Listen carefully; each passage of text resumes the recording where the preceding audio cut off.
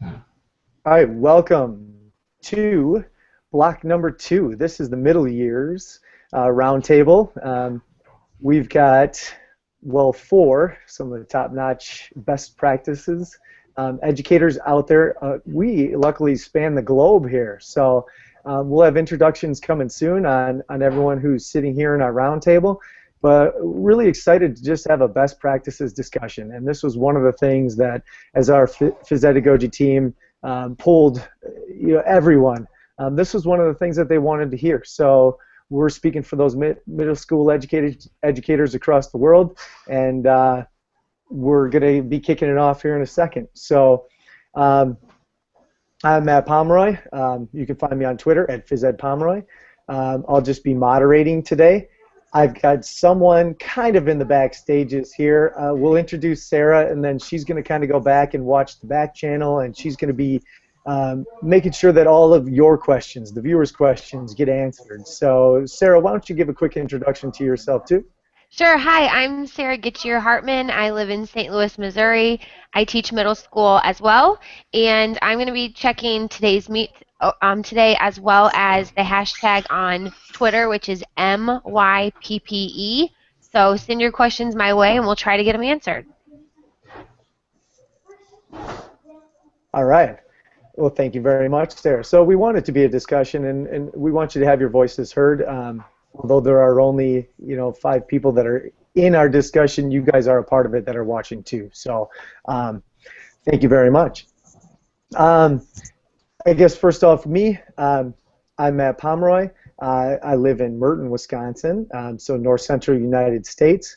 I teach at Merton Intermediate School. I teach 7th and 8th grade physical education. Luckily, I get to see them every single day. For quarter 1 and quarter 4, I see all my 210 students every day for Phy-Ed. Quarter 2 and quarter 3, I see them every other day. So one day for Phy-Ed and then one day for health, which is a really nice setup. So I have been teaching now. This is my 11th year. So I give a lot of props to a lot of these people that are sitting in this room because I've learned a ton from them, and can't wait to have them share where they're all from and all their experiences too. So I'm going to kick it over to Ken. Ken, give us a little introduction about yourself. Morning, afternoon, evening for me and Mel. This is a great opportunity, so big thanks, Matt. My name is Ken Forde. You can find me at Twitter at Ken Forde. I'm currently working in Beijing at the Western Academy of Beijing. I've been there for the past 3 years. This is my 4th. My wife and I have decided to travel the world to do our jobs, and have been overseas for the 10 years of our career. So this is our 3rd country. We'll be in China for the next 2, and we'll see after that. It's a big place, and there's a lot of schools out there, as I'm sure Mel knows very well. I've been teaching grade 7 physical education for the past 3 out of the 4 years, and exclusively grade 7 physical education. We've built a very good middle school program at WAB, and really proud of the work we do between me and the other teachers in the department. So it's great. We have the opportunity to share. All right, we're sure glad to have you here, Ken. Thank you for staying up late and being with us too. All right, and Mel.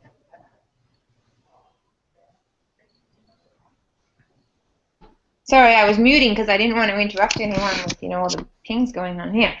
Okay, so I'm Mel Hamada, and I'm currently working at the Yokohama International School in Japan.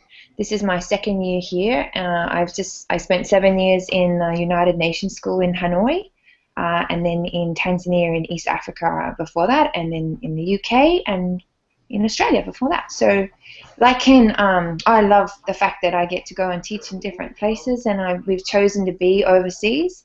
It always has pros and cons, as I'm sure you guys would agree in your current locations and in your current schools. There's always reasons to be where you are.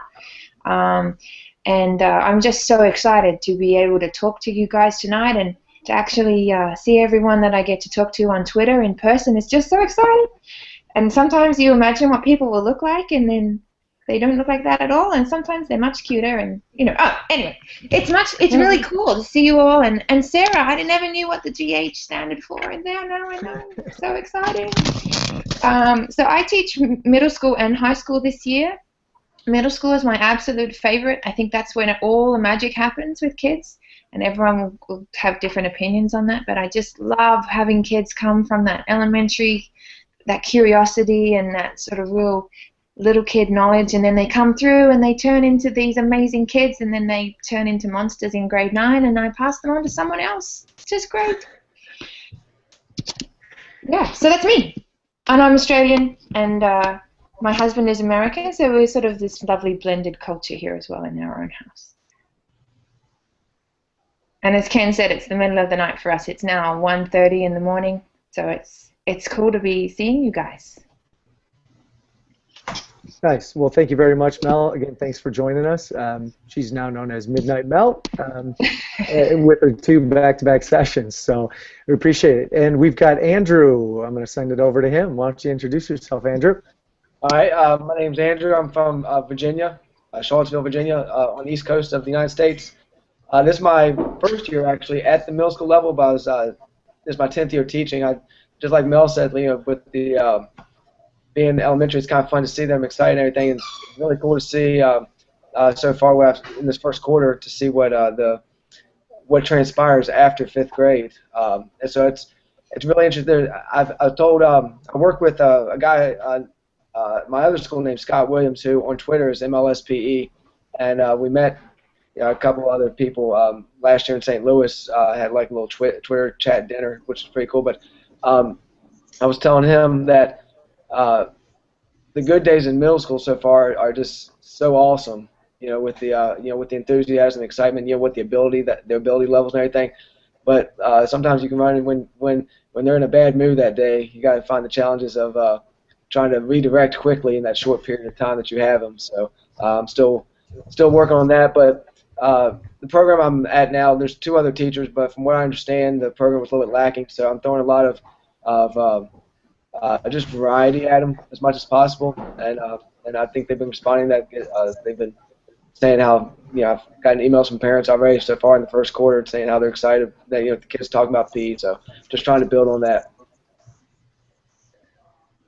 Well, I've followed some of the teachers you guys work with, and you guys are doing some amazing things out there. So I know we'll hear a whole lot more about that, but glad to connect with you, Andrew, and thank you for joining us.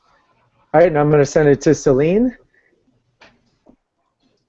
Hi, I'm Selene Kelley, and I teach at Gahanna Middle School South. I've been at the high school level for 12 years, and this is my first year at the middle school. Just like Andrew said, I've noticed a huge improvement in motivation levels at the middle school level, and I really enjoy being there. I did a lot of cool things at the high school and have been encouraged to continue doing those at the middle school level and have great support from my admin. So I'm excited to see where it'll take me. All right, sorry, I had to get unmuted there. So yes, thank you for joining us.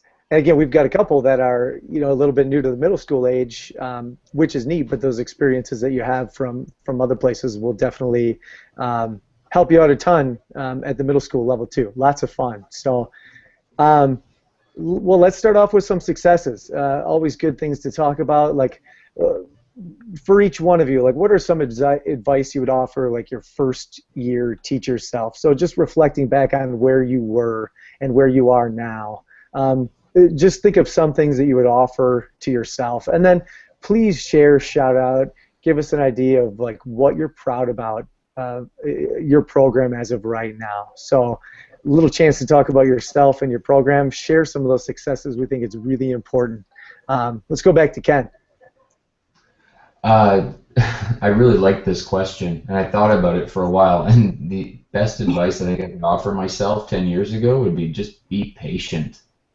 Because I remember thinking in that first year of teaching, every lesson had to be the greatest lesson ever designed, and it had to be the best thing you ever did in front of the 25 to 40 kids you had in front of you, and every lesson had to be life-changing.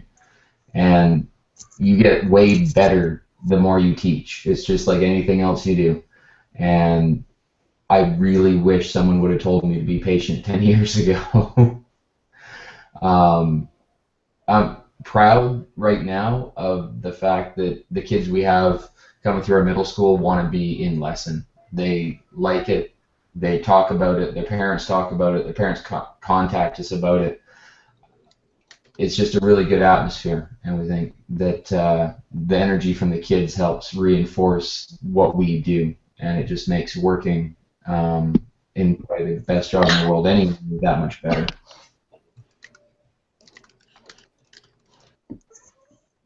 Well, fantastic. Good stuff. Let's send it over to Mel. Okay, advice for myself. I agree totally with Ken to be patient.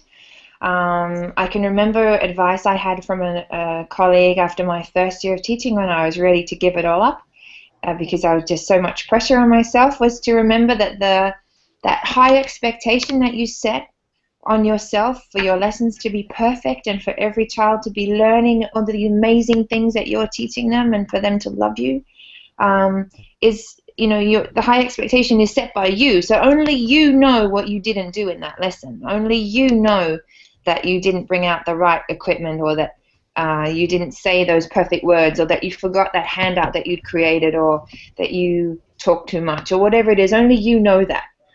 The kids don't know any different because they are only sharing in the experience that you've provided. They can't compare it to anything that you imagined might be better or worse. So be patient with yourself and take the time.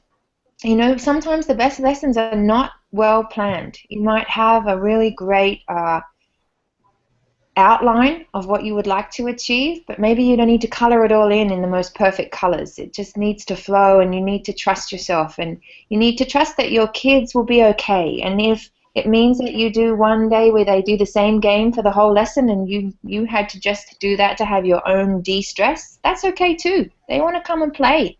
As long as they're not sitting at a desk on their computer or reading books for the whole of your lesson, they're out being active with their friends in an environment that's really exciting, that's fine. You're doing the best that you can do, and you're going to be fine. You're going to learn from your experiences. It's going to be all right.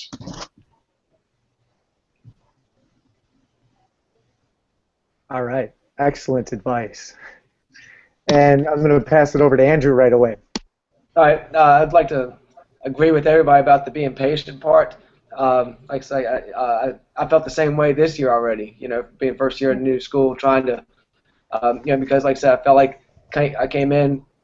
I changed schools within the same district, school division. So, you know, I kind of made a name for myself at the elementary school, and so it kind of felt like, you know, I had to be something perfect moving on. But and if I didn't, then, you know, well, they would say, oh, well, he was just a good elementary teacher, not a good middle school teacher. But I figured I realized that that's a bunch of junk, and so not to think that way. The one thing I would tell myself is to continue learning. I wish like going to conferences and doing stuff like this, you know, talking to people. That's one thing that I've been able to do so far at my new school is to. I tell my kids, I say, you know, we're going to try to do something new every day, something different every day. So that's you know, it might be a little ambitious, but my thought is, you know, 180 days, 180 games, something like that. So that way they see a variety of things. And the question kids ask me is that and I've been able to do that so far. You know, I don't know if I'll be able to make it all that way, but they say, where do you get all these games? And I was like, you know, just, you know, go to conferences, you know, talk to people online, you know, scour the internet for games, things like that. So you just keep learning because it keeps it fresh for you and for the kids. So if you can always just try to, you know, instead of doing the same units or same activities over and over and over again, try to, you know, always continue to grow and always continue to try to find something new. That way, you know, that way you don't get in a teacher rut, but also, you know, joke with other people. I say, you know, if you do the same thing over, I can get a bit of a life rut. So I would say, you know, just to make sure that you're always looking for something different, always looking for something to improve. And like everybody else says, you know, just take it easy on yourself. You know, if you're going to beat yourself up, you know, use a you know, use a feather. Don't use a hammer, because you know, because you're going to be very, because you got to find that value in PE for yourself. Find that your job does have value, does have meaning, and then just build from there, and everything will be all right. And when you look back at 10 years, like, why did I even think that think that way. But it just continue to grow. Very key. Keep it new, keep it fresh. I think for middle school is extremely important for you and for the students, and I think it really keeps them engaged and excited about it. So thank you for sharing, Andrew. Moving over to Selena. Okay. If I were to talk to my first year self, I would tell myself to be confident and trust my instincts on what I'm doing. I fell into a lot of older teachers telling me what I had to do, and I would tell myself to take risks and not to be hard on myself about things I can't control. A lot of times in schools, we tend to be hard on ourselves if we get into a situation, and some things are just beyond our control. So to be flexible, go with it, but also to take risks and try new things, because I have found my best lessons are those that I went outside of the box and took risks, and they were the most innovative, and the students enjoyed them the most, and will remember throughout life. So that's my suggestions. Taking risks, boy, anyone and everyone can learn from that, no matter what you're teaching and at what level. I think taking risks is important, and showing your students that you're taking risks too. So good stuff. Can I add to that? Yeah. Yeah, so what Selene said about taking risks and what you were saying, and I agree 100% with that. That's one thing when I was in the summer, before the school year started, I was talking about, trying to get some advice about middle school students, and that was one thing. Is like they're not going to take risks, and they really got to. This teacher wasn't saying that was a bad thing. They were saying that you really got to get the kids to trust you before they're willing to take a risk. And I think, and I've seen that a quarter into it now, like. That you got to trust that they're not going to, teachers not going to call them out, teachers not going to embarrass them and stuff like that. And you're exactly right. Once you get that, then yeah, where Selena's saying, yeah, if you can get them to take risks, you've done a heck of a job. Absolutely, that's key, and it really bonds those relationships too. So yeah, great stuff talking about pacing of lessons, just not beating yourself up, trying new things. I mean, some great ideas being thrown out there to make us successful. I think for me, I wanted to do everything on my own, and I kind of shut the rest of the Phi Ed world out. And if I would say anything to myself back then, it's like, get connected, be connected. It's okay to share. It's okay to trust someone else and rely on someone else and ask other people questions. I wanted to do it all on my own, and boy, now I kind of feel foolish seeing how connected I am and how much I rely on my Phi Ed friends that are out there in my PLN. And boy, if you can stay connected, it makes such a big difference. So all right, so we've got our successes out there. Good stuff. What a great group of people to be talking to, I tell you. There are challenges out there in the Phi Ed world, and everyone goes through them. And we all have different challenges from where we're at, how many kids we're teaching, all of those different things. So, again, we'll kind of go through, like, what are some of the challenges that you have faced, whether it's throughout your career that you're facing this year, some of the biggest things you've had to overcome, and, like, what areas are still growing and learning as a physical educator, because we never stop doing that. So seeing how we're all sitting around here on a Saturday or Sunday for some of you, with a PD session. So Ken, what are some of those challenges that you faced? Just the perception of the subject and trying to get the parents of the kids we teach to understand that the subject we're teaching isn't their experience, and that the subject we're teaching has value beyond 30 minutes of running around in an enclosed space. Getting the parents on board through that makes everything else a little bit easier and makes justifying pretty much anything you want to do a whole lot easier. Biggest area for growing and learning for me was getting over my own experience in physical education and getting over the skills-based model and getting over the idea that you have to run drills and then play a game, and success is determined by how well you demonstrated drills and whether or not you won games. Letting go of that, embracing the idea of inquiry, and developing a model where kids are comfortable with developing their own level of ongoing fitness and not measuring it against anything else, just their own personal improvement. Nice, thank you. You're putting that learning on that student. And again, he talked about advocating for that program, you know, and continuing to share what great programs are doing right now and letting people know about that. All right, so good. Keep it up. Mel.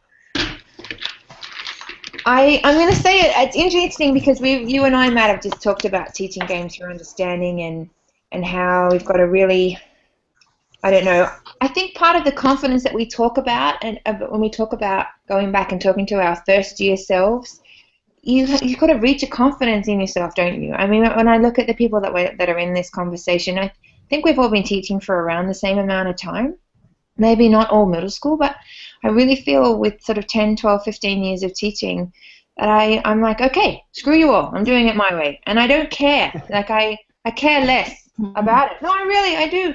People sort of say, yes, but why aren't you doing it this way? And I used to think, why aren't I doing it that way? There's obviously a method. I'm doing it wrong. But now I'm like, you know what? I don't like that. I like doing it this way. And I have sound reasons why I like doing it that way because I can see the way my kids are learning and I think that I'm going in the right direction, and then suddenly you meet someone on Twitter, or I ran into Ken Forde at a conference, and he was like, I'm doing that too, and I was like, I'm doing that too. So it was really cool to kind of connect with the people who sort of inspire you and to really see the difference in the program that you're creating. And the people that you work with every day might not be providing you with that information, you know, or have the same approach as you. But that doesn't mean that it's wrong, and it doesn't mean that what they're doing is necessarily wrong, and you don't all have to be doing it the same way because the kids are going to learn different things from different people, and you're just a part of that process for them. You know, I'm not expecting that my kids in 5 years' time are going to come back and say, wow, you were awesome, and I wish, you know, gosh,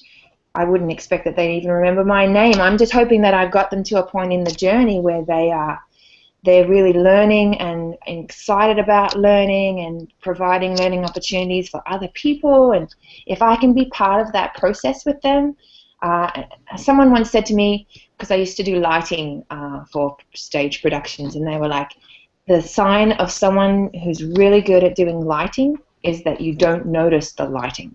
You just watch the play. You know, suddenly you make a mistake and the stage goes dark, everybody knows about it, right? Or if you hit the wrong cue, everyone can see it. But if you're really doing your job well with everybody around you, it's just working in this lovely flow. And I think that's what we should be about, is making sure that our kids are progressing naturally and beautifully from one point to the other, and you're just a part of that process with them. But you've got to find your way to do that. It's working for you and for your kids. So yeah, I think there are lots of challenges to do that, but you need to be confident about surrounding yourself with the people who inspire you and learn from them, and make sure that, as Andrew said, that you are engaged in your own learning so that you can provide your kids with the very best that they have. So go out and do it. Well, I would have a hard time adding anything to that. That was that was great, Mel. I mean, you know, finding yourself, finding who you are. I did find that struggle too, though, when I was in middle school, because the teachers that I taught with didn't necessarily teach the same style, and then sometimes you had this kind of back and forth with, well, why does Mr. Pomeroy do it this way, and why didn't she do it that way? But you're right. I mean, you are your own teacher, and you need to get your content delivered how you can possibly get your content delivered. But it's a challenge when you're working with other people too. So. Yeah. But yeah, it is the key to your lessons and to your teaching style. You got to find it, and you got to find what works. So, and again, that's why we're all here, because we're talking about so many different things, and we do want to learn, which is a great part of the Phys Ed Summit. So, thanks for sharing, Mel. No worries. What do you think, Andrew? Tough act to follow right there. She's absolutely right with everything. The biggest challenge we face, and I think Mel hit on early on when she was talking about sort of identity or direction for herself.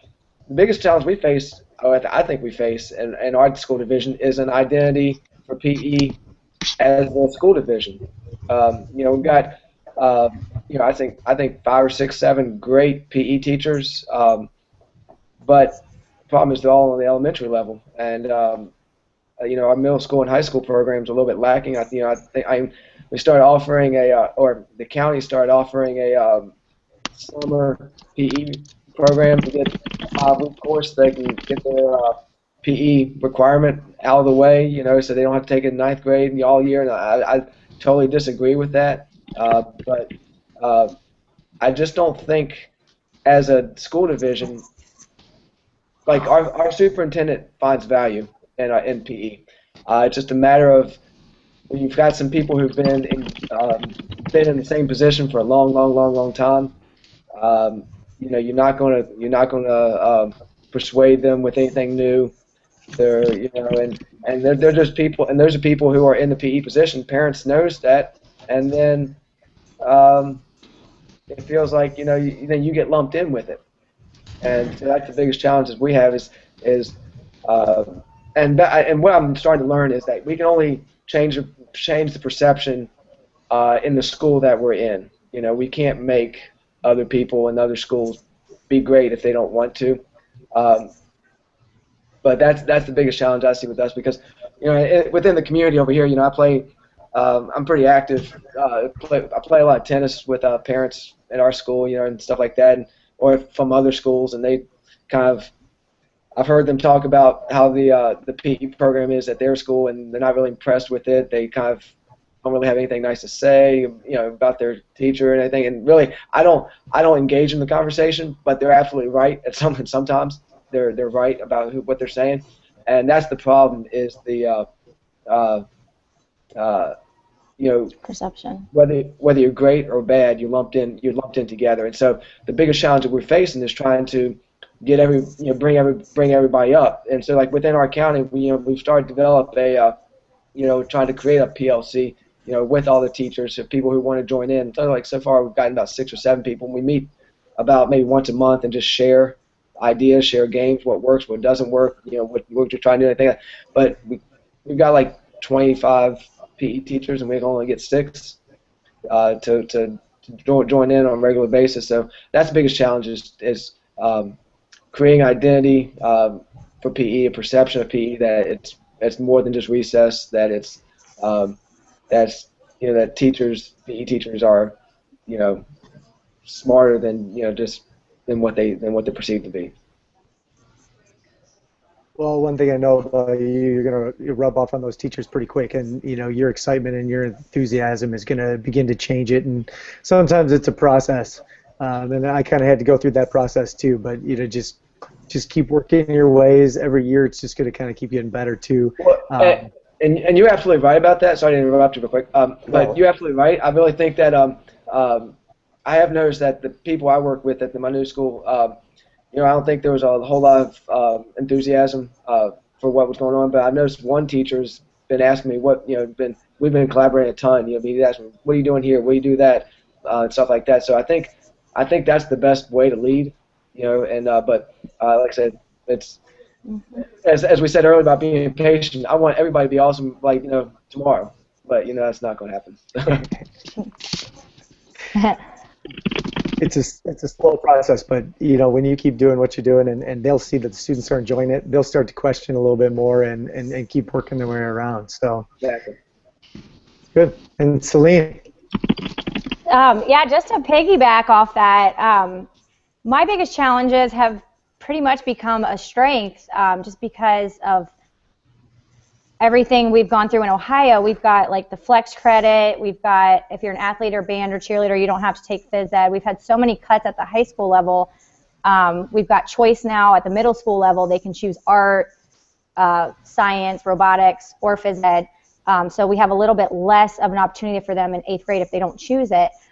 So the challenge of advocacy has been huge in Ohio, and really selling the relevance. So I talked to pre-service teachers at Ohio State and talked to them about how now they're in the business of sales, and they've really got to understand what their purpose is and sell that to all the stakeholders, being school board, community, parents, kids. I found at the middle school, you know, when I came in and started teaching some different fitness lessons, that 8th graders in particular were like, what is she doing? Like, we're not used to learning and doing these things. We just want to play a game. Like, what is this? But for me, every lesson I teach has to have relevance. If they don't leave understanding the relevance and the purpose of that lesson, and that it carries over to today, tomorrow, throughout their life, as something they can do, then I throw it out.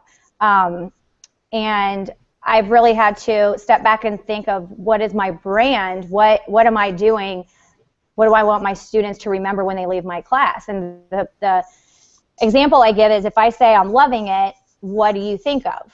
McDonald's. If I say just do it, what do you think of? Nike. So I ask them, when you come to Miss Kelly's phys ed class, what do you think? And I want them to think respect your body. So everything I'm teaching, I want them to respect what they're doing, putting in it food-wise, and what they're doing physical-wise. So that's my brand. And my purpose, I want to inspire these kids. I want them to love physical activity and fitness and enjoy movement throughout their life. And so that's that relationship piece and building relationships. But so the relevance and the relationship piece are at the top of what I'm trying to achieve every year, my personal goals as a teacher. So that's pretty much summarizes that, but let me know if you have any questions. Boy, middle school, they sure do like to ask why. And so, I mean, for you to give them that relevance as to this is why we're doing it and this is what's happening, and I love that respect your body too. Definitely, again, advocating for what you're doing. So good stuff. There are big challenges out there. And I think a few of us brought this up too, but there was a question from our audience, and remember we're a lot about that too, but it came up as to like some of their students just want to play the end game or sport. Like, how do you get the kids willing and wanting to practice and learn those skills first at a middle school level? I know what Mel would say, because I was just in a teaching game for understanding unit with her. And again, you play games with those skills that you're focused on, I mean, as a part of it. So I would just throw teaching games for understanding out there. I'll let anyone who wants to jump in on this and grab this question and maybe answer it, and we could have a few comments on it. So, Matt, can you ask the question again? Sorry. Some people, like some of the students in their school, just want to play the end game or the sport. Right. Instead of practicing some of the things first. I'm sure this happens nowhere else. So. It only happens with what do you do as a teacher? I'll jump in. That teaching games for understanding model is exactly what I'll do. Is I'll just take the skill and just make that into a game. Definitely make it small-sided, so where it's like no more than 3-4 people on a team. 4 is the max I want to ever do. But if you go do it for like a handball lead up, we'll do a lot of grid games where it's maximum maybe 2 on 2 or 3 on 2, stuff like that, where they get to be with their friends, they get to play the games, and then once we get into the big the end game result, then we can always tie it back. Oh, this is the space, like something like spacing or something about passing, whatever. So we can tie it back to that game that they remembered because they were playing with their friends, and it was we use that. Just imagine using that game that we just did and put it into the big game, and that seems to have some relevance to them. Totally agree with that. Anybody else? Yeah, I agree with that too. The idea that rather than trying to put adolescents into a game that they're not developmentally ready for, even though they might want to play it because that's what they see on TV or that's what they see their older siblings do or that's what they see the high school kids do, it doesn't mean it's something we should do for them. Breaking it down into easily learnable chunks for them, into tactical situations or presenting problems or challenges that they can solve that are then transferred to the bigger game later on, gives them a lot more time, a lot more opportunity to learn than standing in the middle of a court not getting past to be playing basketball. Mm.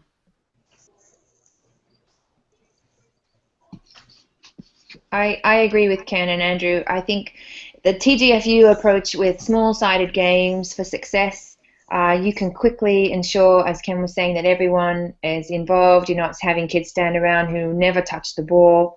And like with Andrew, if you can create a game that problem solves for your kids, so if you want to work on a specific defensive strategy, then find that perfect game where they're just working on that strategy. And then when kids say to me, oh, when are we going to play a game?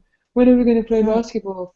Then I'm like, well, you know what? What do we do in basketball? We have defense and we pass the ball and we do this. And that's what we're doing here now. So we are already playing a game. Aren't you lucky? Woohoo, go and do it. So I'm sort of trying to sell the point to them that, that we don't just play basketball or volleyball or whatever. We play games, all different games. Tagging games are important too for warm up and learning to work with other people. And as long as you're consistent and you're organized and you're selling PE in that positive way, kids buy in.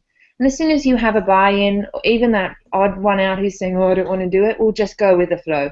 That's what's nice about middle schoolers. I think they can be a bit sheepish. They kind of follow where there's a majority. So if you can bring the majority on side and make that happen, they'll just go for it. As long as it's fun and they get to be involved, I think you can get everyone in there. And as long as you are your kids who are left out, as long as you're involving them in some way and kind of keep chipping away at them, I really believe they get there in the end. Don't focus on your negative kids. Really focus on your positive kids. I agree with that last statement right there, perfect. Because that's one thing that's been giving me fits, for the first quarter here is always trying to, if I've been getting a lot of good feedback, but it's only the negative feedback that I think about, and then I'm just like, how can I, that person didn't like it, how can I make it better? What did I do wrong? This, that, and the other. And then one day I realized, you know what? 20 of the 21 kids did have a good time. Why am I worrying about the one person?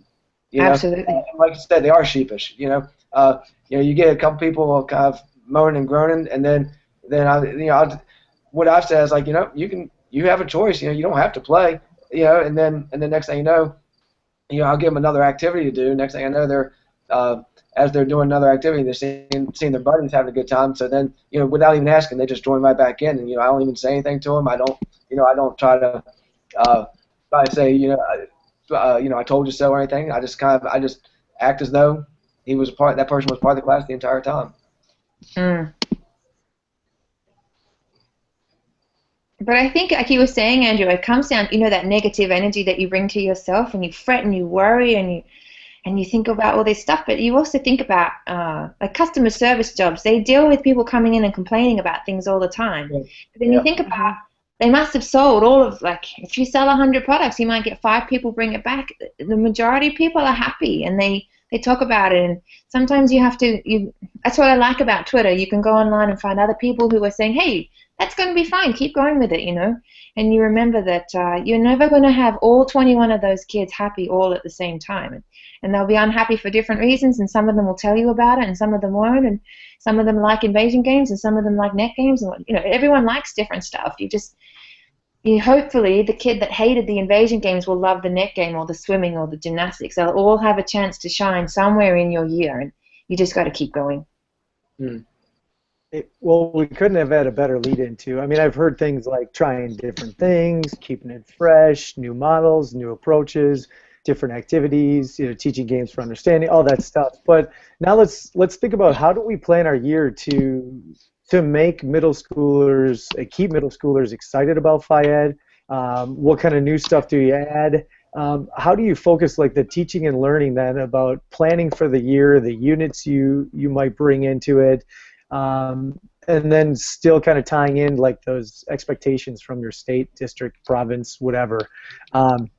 So what are some of your thoughts on this? Let's move it into more yearly planning to keep students excited, engaged, and flat out loving your class and learning. Well, we do, because we're lucky enough to have individual teachers for each grade. We don't. Hello? The grade is consistently planned across all middle school classes. Where our challenge comes in is having to plan vertically from grade 6 to grade 7. Can you call back in about an hour? She'll be here, okay? Okay. Some good progression through the middle school, and it's really great to see kids who learn something in grade 6 applying it later on, and not just a lesson later, but 2 years later in grade 8 using the same principles. And we work really hard to make sure that the units we do aren't just based on single skills or anything, but overarching concepts from the IBMYP that can carry through right through to the end of grade 10 if they need to. But we do a lot of work with swimming and fitness and invasion games so that those concepts are consistent from grade 6 to grade 8, and we can reinforce them using the same vocabulary and the same types of activities so the kids are familiar with them.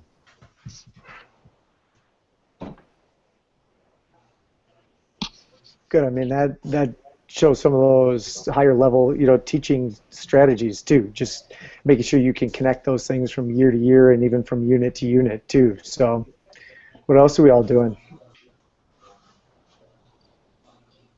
I'll start.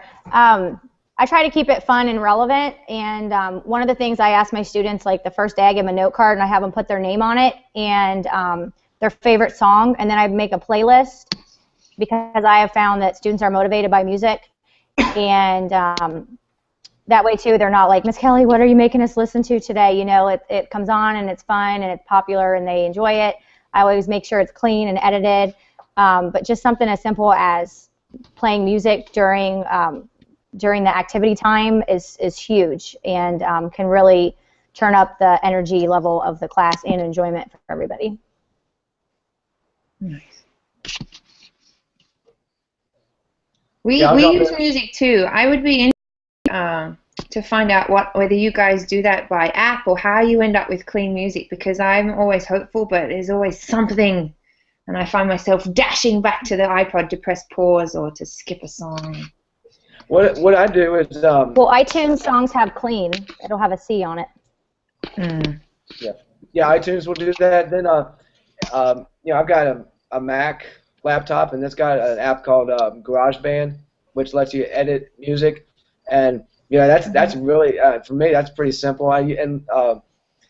Which is a ton of fun because I don't think they used music before at the school, and I use music all the time.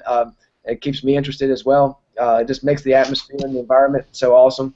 And next thing you know, you put a current song out there that they like. It was really funny because my new school is a lot different than the old school I was at, and probably a little bit more urban setting. And you play a few songs in there, like even though it's an edited version, they're just like, you get the whole class. I had one time at the end of class, I just kept the music going and just told them to go. It's time to go to the locker room, get dressed, but I didn't turn the music off. I mean, they were singing the song all the way to the locker room. It was just awesome. It's just creating a cool atmosphere. But one thing I've told the kids is that I can edit like a word or two. Like, so if it's just one or two bad words, whatever, I can edit that out. But I can't edit for content. That means if the content is too bad, even if it's not a bad word, if the content is inappropriate, I say I can't include that song onto the playlist if it's give an example. I don't know if there's a song out there right now over here in America called "All About the Bass" by Meghan Trainor, and cool song. It's got a great beat to it, great for PE, but the content, the message is a little bit. There's some content in there I can't include. So they're saying, well, you can get the clean version. I said, I get that, but it's what they're singing about. I can't edit. If I had to edit that out, half the song would be gone. Yeah. But anyway, just go back to my point, was GarageBand or any type of music mix program, you can just cut out one or two words, boom, just put it back together, and then you got an edit. Nice. I've been using jazz and classical music in my classes a little bit because I find in our gym if I'm playing something that has a lot of lyrics, that it makes more noise, and so that opportunity for kids to coach and talk becomes about them singing, and I don't want them to sing. I want them to talk and inquire. So instead of them being all about the bass, they're saying to me, they're talking about what they need to do, but they're kind of grooving to the jazz in the background, and they don't know jazz, a lot of them, so it's kind of nice to throw them into some different things happening. I know quite a few teachers use Spotify too, and kids could just kind of come up and I see some of you are talking about having your own theme song and different things that pump you up, but if they have a good song that they like, you can always add it into a Spotify playlist too, and same things like you've said, you can look for the clean versions of all the songs so you don't have to mess around too much. But yeah, music is definitely a way to pump up kids. Let's go back to like curriculum planning though, and like what are the units and those types of things that you kind of keep fresh with your students, and do you do the same things to build on each year? Do you try different things? I know one of my favorite things is the newest kind of fitness trends that are out there, where CrossFit has got it exciting and interesting, and if you can add a little bit of that, is something new that they don't know about and they've never done. What other things have maybe you guys tried? Actually, I typed about it, but we've developed a in-house CrossFit model where we have 15 workout of the days that the kids do, and they go through starting at workout 1, move through to 15. They're all middle school age appropriate, all body weight. Get them doing the basic foundation skills like squats, push-ups, double unders are entertaining to watch for the first few times. And allow them to modify anything that they need to so they can work at their level, but they record everything they do, and they record times, they record reps, they record everything. And when we come back to the workout like 5 weeks later, the only thing I ask them is, what's your number? Because they should know by looking at the record they have what their aim is for that workout. And the only focus is improving your number. Doesn't matter what your friend got. You're not compared against anyone else. We don't keep league tables. It's beat your number, and that's all we care about. Nice, great current trend, and a great way to challenge each individual student by keeping track like that. So, anybody else? I've implemented. Oh, go for it. No, go. I implemented yoga and Pilates, Tai Chi, Zumba, Tabata at the high school level, and have simplified it a little bit at the middle school level, even though the motivation at middle school is a lot higher. And they've really embraced it. At first, that's when especially the 8th graders were like, "What are you talking about? No, thank you. This is not phys ed. Phys ed is games." So that they were a challenge, but now they love it. They leave and they're like, "You know what? That was kind of fun." And then they come back the next day. I'll see them in the lunchroom, and they're like, "Can we do that lesson again?" Like they want to do the exact same lesson again because they enjoyed it. So those are just a few of the things that I've added that have worked well and are relevant in today's society. And like I said before, they can do now in 10 years and throughout their life. Lifelong activities. Ken just said it in the chat too, but those are key. Good. Nice. No, I was just going to say we use a lot of Just Dance in our dancing model now. So for my middle school kids, we talk about choosing a Just Dance. We're very limited with space at my school, so we have quite a small dance studio, and we have to spend about 5 weeks in that space. So we usually do a lot of Just Dance, and the kids then choose a specific video based on a criteria that we come up with, and they have to work in pairs to learn the dance, and then we choose a minute of that dance where they have to freestyle, and they have to create a minute of the dance to go along with the Just Dance choreography. I am not a dancer. I can shuffle well, but I don't dance like they do. And so I find the Just Dance really great because someone's obviously been paid a lot of money to choreograph those dance routines. It's fun. The kids can do it relatively in the dark to begin with, so they don't have to be shuffling around in front of their friends. And then they get to connect with a pair and create a dance based on criteria and list of things that we're looking for, and do a lot of practice. And last year our middle schoolers did a flash mob on the high school of their Just Dance. We came and flash mobbed the high school, and all the kids in grade 8 had learnt the same dance, so they all just rushed down and we put the music on and they flash mobbed the high schoolers, and it was this huge cool moment for our middle school. It was really cool. I really enjoyed it. Great stuff.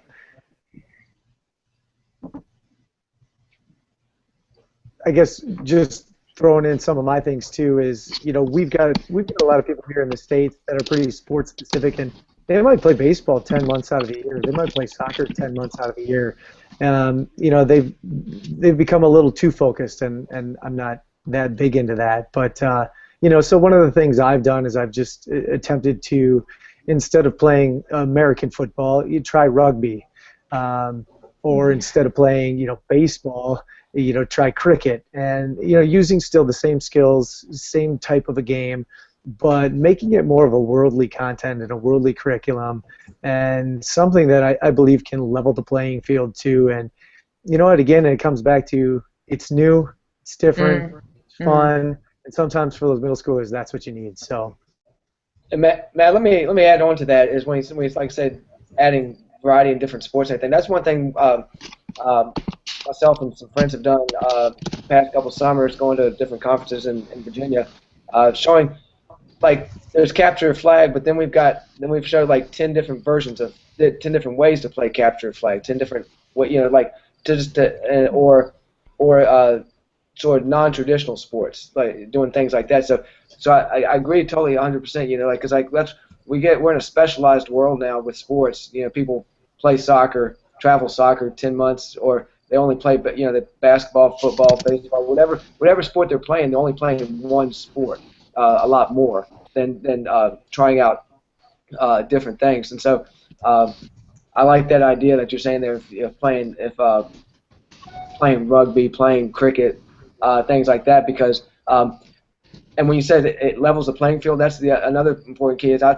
was telling other teachers that when you teach, let's say when you do your soccer lesson, at least in my school, soccer unit, you will get 20% of our kids will jump up and down with joy, saying, "All right, for the next 2 weeks we get to play soccer." We get 80% of the kids are like, "Okay, I guess we'll just get through it," but there becomes an opportunity gap when you do sport, traditional sports only, meaning that if I played baseball, all the time, and then the baseball unit came on, when I step into class, I have a definite advantage over everybody right now before class even started because I already know what's going on, rather than trying to find opportunities, find games where everybody is starting from the same point and growing from there. So, like I said, when you're doing rugby or cricket, I guarantee you, and I don't know if in Wisconsin there's a big cricket or rugby following, but I'm sure that a lot of those people are getting, your best athletes are probably getting that from the first. Your best athletes and your lower skilled athletes are probably getting experience from that for the first time. So it levels the playing field and everybody's equal. So, all right, we've thrown out some of those ideas. I'm looking at maybe under 10 minutes to go here, so want to kind of keep moving on. Although there are some great discussions being started, let's kind of continue it going because assessment is sometimes one of the biggest things, that people are interested in learning more about and understanding about how they can maybe try different types of assessment. So, we've talked about a lot of different units. But again, how do you know that your students are learning, are growing, and how do you give them feedback? Like, just throw out some of your favorite ideas here as to what do you love to do, all right, to assess, to know what's going on.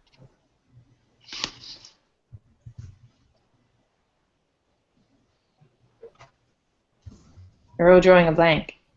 We're all waiting for each other to go first.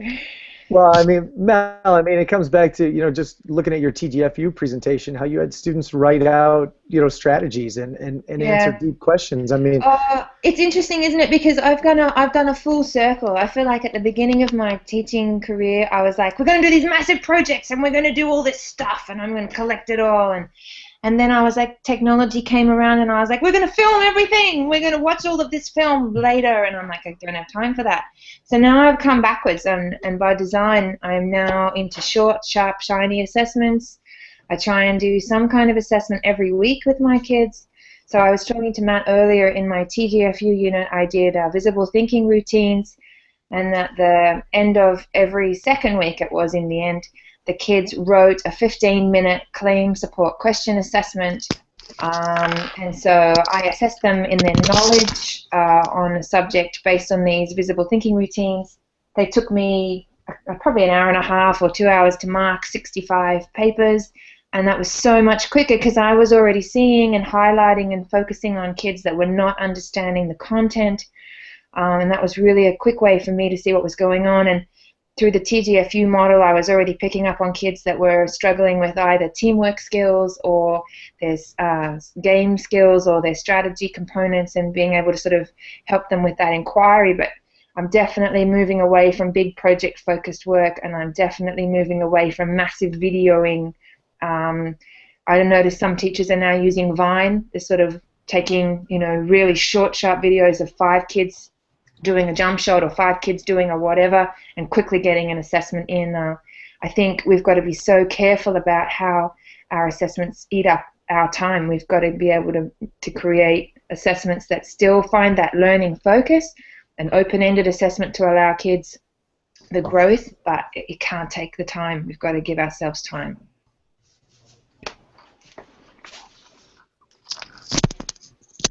Can I go next? Yeah. Yeah. Okay. What I have found that works are, because all kids are on technology, and at the high school I came from a bring your own device school. And so I would rent out not rent, but sign out the iPads, and my students would do video stars. They loved that app because they could pick their own music.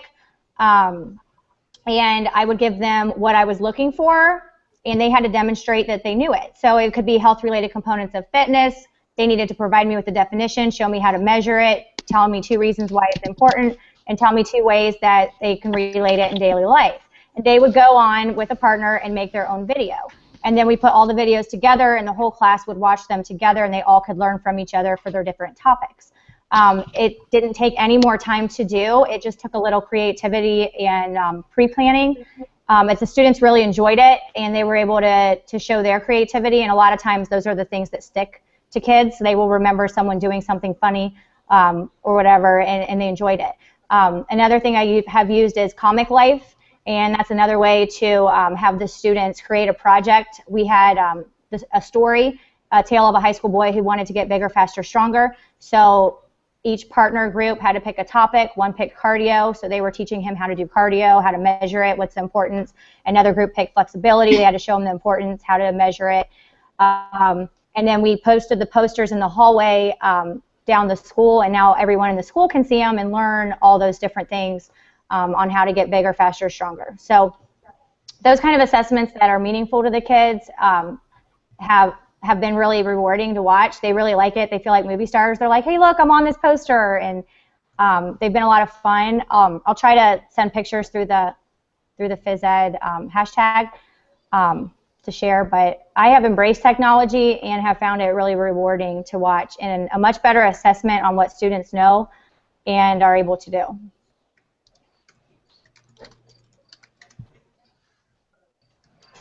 I'm such a fan of technology too. I like using Google Forms. I'm going to give a pretty big presentation at Wisconsin Health and Physical Education Conference here coming up next week too. And again, another great way to quickly assess people. I don't like to assess for too long, but to at least get some formative assessments throughout the unit. And then I kind of look at those results, and Google Forms are so easy to analyze and just kind of see what's going on, and then you can adjust your teaching based on some of the formative assessments. So for me, quick look at Google Forms, you can get a lot of data. It all saves it in one place. An amazing tool to use.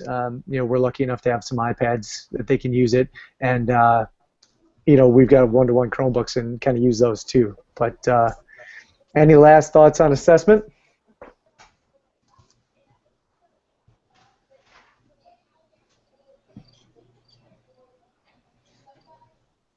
Not for me.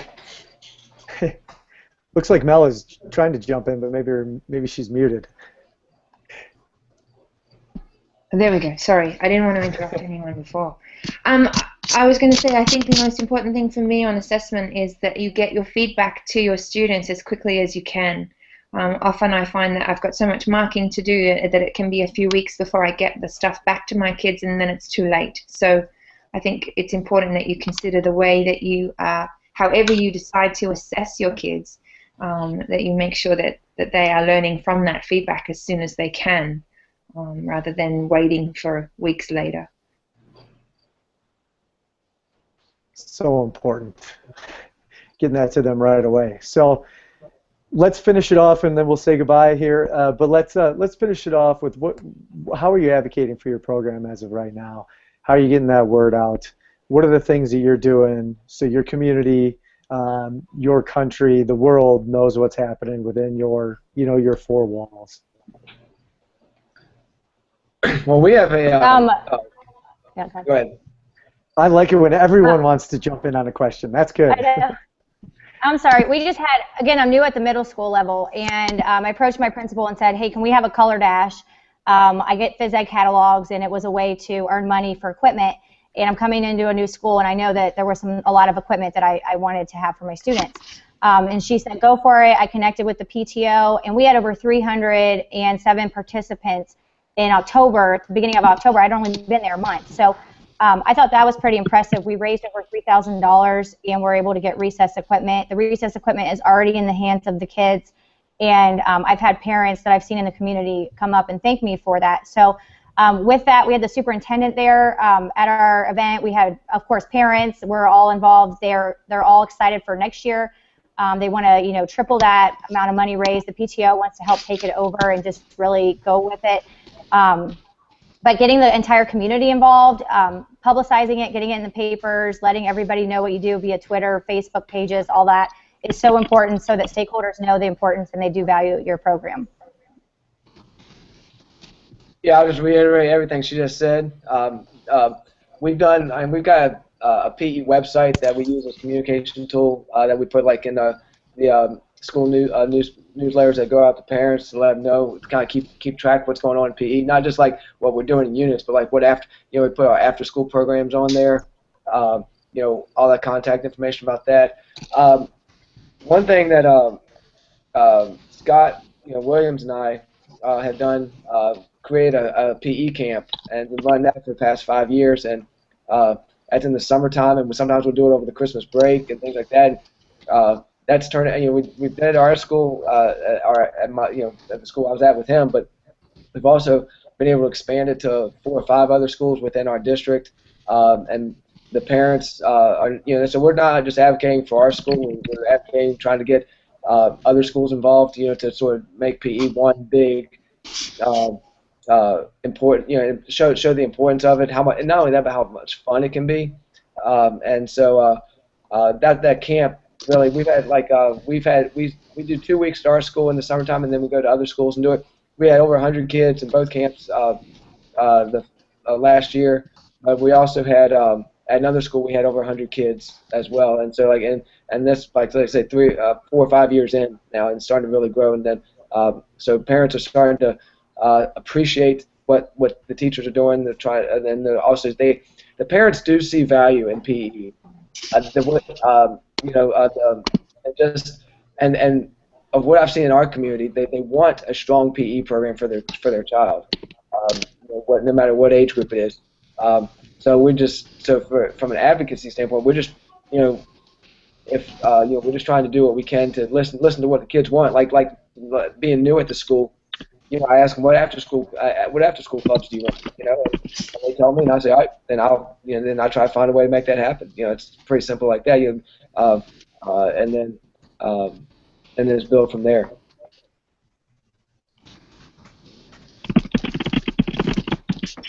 That is awesome, Andrew. Thank you for sharing.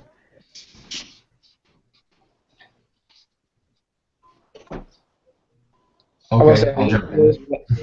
I've got Jed out there, but appreciate it, guys. Andrew, thanks for joining us at the Phys Ed Summit. So we appreciate it. We're wrapping things up pretty quick here. Ken, it looks like he's ready to jump in though. Oh, I'll wrap up quick then. Just keeping people informed of what you're doing and making sure they know that what you do is worthwhile and that the kids are getting more out of it than they got out of their experience as kids. That the subject has relevance and that everything we do with them is teaching. It's not coaching. It's not throwing a ball out and killing time. It's not a credit to get through. It's the one subject they need for the rest of their life. And once the parents understand that, our job becomes easier. Excellent.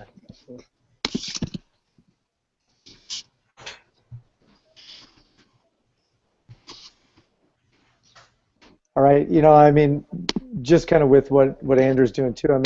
I'm really excited about kicking off like physical activity nights, and it's never been something that was done at our school. We're trying to keep it as family physical activity nights where parents come in with sons and daughters and they play badminton together. They do yoga together. They do kind of all these different activities. And not only that, but we're trying to teach them about the community too. Downhill, ski places, cross-country skiing, snowshoeing throughout the community, trying to teach them how to be involved in their community. where the great places are, that where they can stay active and fit within the community, and bringing families and physical activity together. So this is our first year kicking it off, and again, I'm really excited about the opportunity to bring those parents and families into our school and to bring our students in school to the community, and that's one of my most exciting ways to kind of advocate for our program as of right now. So nice, well done, man. Yeah. I'm struggling a little bit because the school that I'm at is all about, we're going to do, like, we want you to organize the cross-country day. And I'm like, well, I'm not really sure we're doing that anymore. I think we're kind of moving beyond those sorts of days, partly for my school because we don't have a field. So we have to outsource our cross-country day somewhere else. So I'm trying really hard to think about whether we could use this CPEP model. So the kids go through a CPEP model where they do a sports inquiry around a unit, and then they create a tournament, and then sort of running those tournaments as a sports day, and inviting the parents to come and see that their kids have organized the tournament, coached the tournament, refereed the tournament, set up the tournament. They've organized the website. They've done my job for me beautifully, and the parents get to see that journey. So I'm kind of looking at whether I can involve those models more in my school rather than the traditional cross-country day or the traditional track and field day, which is still valuable. I really believe in those things, but I don't think that that is a true reflection of the work that's happening in my classroom.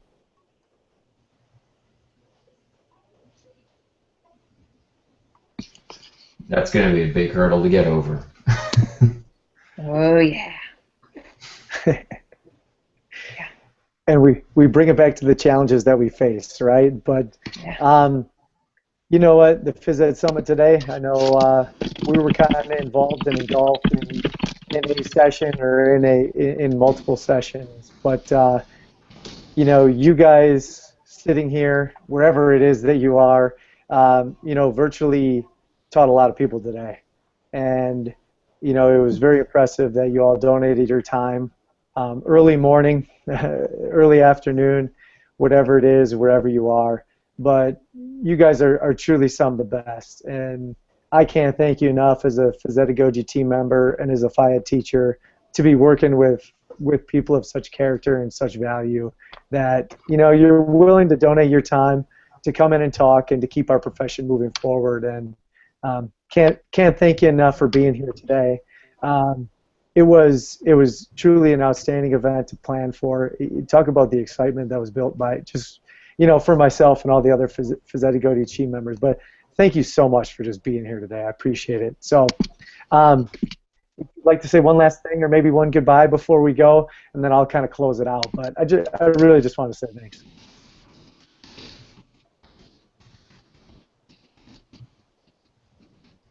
Thanks, Matt. It's been so much fun to meet you guys. And Sarah, it's so funny to see your face there, but you actually haven't said anything at all. But you've been madly typing away, so that's been a sort of funny experience to be hanging out with you, but you're not there.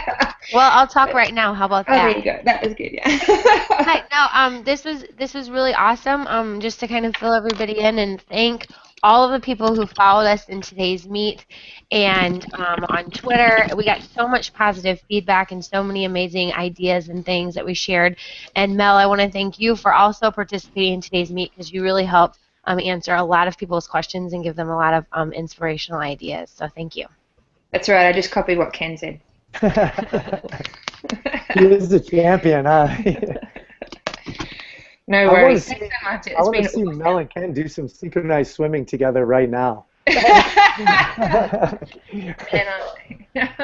really don't. I'm not getting my legs above the desk right now. It's all about what's happening under the desk, right, Ken? It's 1:30.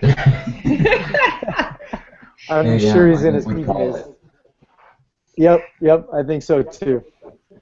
Very cool. Very cool. Well, again, thank you all. Thank you for all your viewers. Thank you for your responses on Twitter in today's meet. Thank you, Sarah, for running the back channel and keeping up on everything. And you know, thank you, Selene. Thank you, Mel. Thank you, Ken, and thank you, Andrew, for the great discussion. And just really, like I say again, I really appreciate you guys being here. And for everyone who watched, again, we are very open to a discussion at any point in time. So find us on Twitter, and just go ahead and we can talk, and we'll definitely keep this conversation moving forward. But great first Phys Ed Summit 1.0. I wonder what Phys Ed Summit 2.0 will bring. That is going to be a burning question. Awesome. Thanks, Matt. Thank you so much, Matt. Thank you, Sarah. It's nice to meet you, Selene, and see you later, Ken.